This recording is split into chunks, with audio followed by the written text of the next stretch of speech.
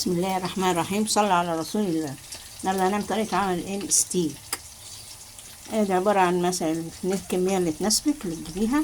تمام، تاخدي تقولي للجزار عايزة اعملها ستيك عشان يديهالك ملبسة، يعني فيها دهنة، لان اللحمة اللي فيها دهنة تستوي بسرعة. تمام، تاخديها تقولي له برضه يعملها لك، يدقها لك وكده. بعد ما تاخديها انت تدقيها هو. تمام، تتبليها بالثوم واللبن الرايب والخل، لان اللبن والخل بيساعد على السوا. عايزه تحط لها نطره سكر حطي لها، لان السكر برضو بيساعد على السوا.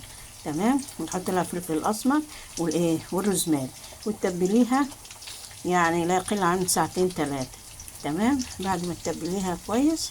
تمام، ويا سما يكون من بالليل. حلو، بعد ما تتبليها وكده هتاخدي المادة الدهنية بتاعتك. تمام، تحطيها زي ما انتوا شايفين كده. تمام،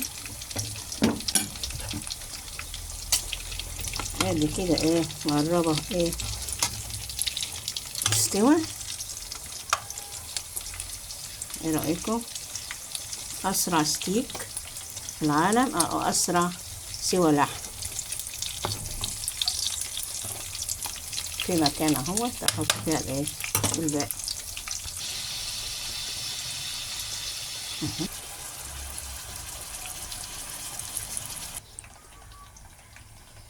ايه رأيكم بقى؟